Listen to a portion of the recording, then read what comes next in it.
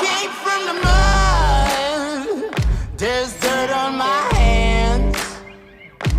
Strong like a tree.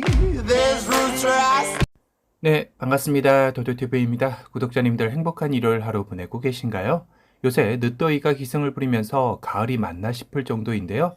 일교차가 큰 만큼 독감도 유행을 하는 것 같습니다. 다들 건강 유의하는 하루 되시길 바랍니다. 오늘 전해드릴 소식은 풀체인지급으로 돌아올 소나타 페이스리프트에 대한 최근 소식인데요. 최근 소나타의 판매량이 조금씩 회복세를 보이고 있는 것 같습니다. 7, 8월달 내수 판매량은 총 6,247대로 경쟁 모델인 기아 K5의 4,325대를 누르고 두 달 연속 중형 세단 1위를 차지하였는데요. 소나타는 내년 4월경 페이스리프트를 앞둔 시점이기에 대기 수요자들의 눈치 싸움으로 판매량이 높을 수 없다는 것을 감안한다면 그래도 나름 선방한 수치가 아닌가 싶습니다. 물론 소나타가 현대차 내에서 다른 모델들 대비 상대적으로 출고 대기 기간이 짧다 보니 신차를 급하게 구매하려는 소비자들의 수요도 어느 정도 포함된 이유도 있을 텐데요. 그런 가운데 소나타 페이스리프트의 디자인 방향성이 어느 정도 윤곽을 잡아나가고 있다는 소식이 들렸습니다. 결론부터 말씀을 드리면 이미 어느 정도 예상은 되었었지만 올해 출시 예정인 그랜저 풀체인지가 추구하는 디자인과 유사한 방향성으로 확장되어 가는 듯 하는데요. 사실 그랜저 풀체인지는 아직 출시 전이다 보니 어찌 보면 기존 차량 중에 스타리아와 바이온의 디자인에서 비슷한 요소들이 대거 적용된다고 보시면 될 것 같습니다.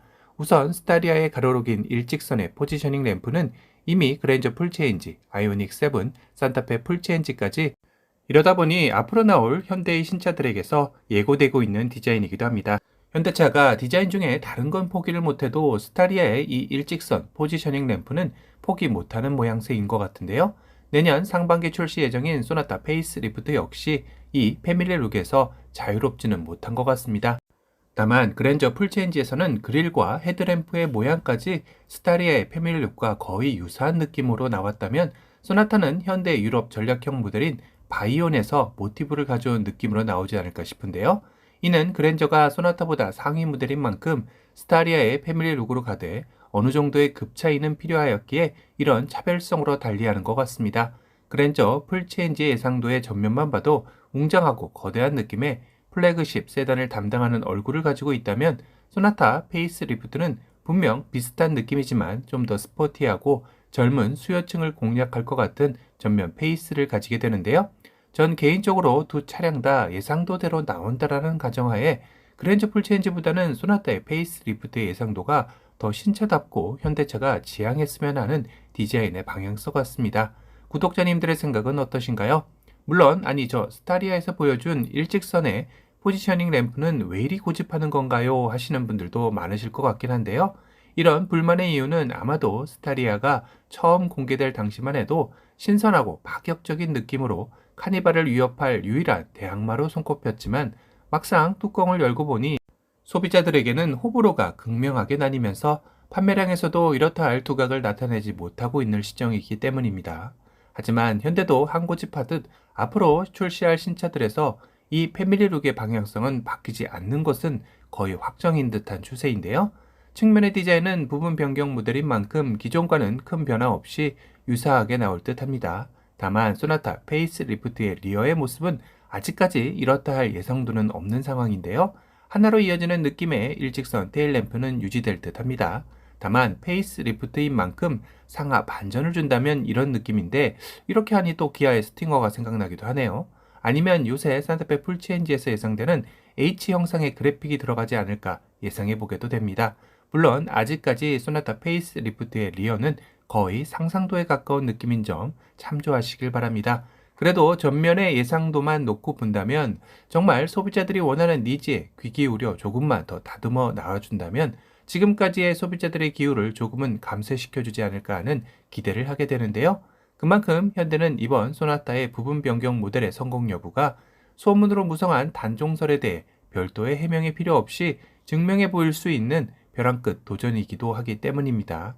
국내 내수 판매량 역시 동생인 기아에게 1위 자리를 내주면서 위기감에 쌓인 만큼 현대차를 대표하는 볼륨 모델들인 그랜저 풀체인지, 소나타 페이스리프트, 아반떼 페이스리프트, 산타페 풀체인지 등으로 이어지는 1년 내 신차 슈퍼 사이클의 반등의 기회로 삼아 다시 한번 국내 굳건한 1위 자리의 수성은 현대가 가장 바라는 희망사항일 겁니다. 그런데 최근에 도도튜브도 다룬 적이 있었던 스텔라의 상표 출원은 무엇이 되는 것일까요? 라고 하실 겁니다.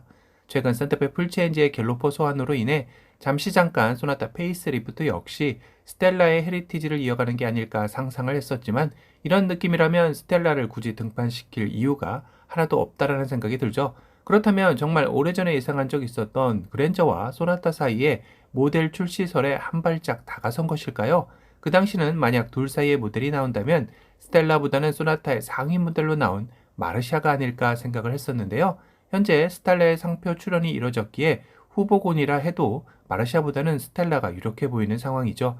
그런데 현대차의 계보를 또 따지자면 당시 스텔라의 고급형 버전으로 나온 것이 소나타였고 소나타의 V급으로 나온 모델이 마르샤였기에 만약 스텔라가 소나타와 그랜저 사이의 포지션을 차지한다면 족보가 조금 꼬이는 상황이 발생하게 되죠.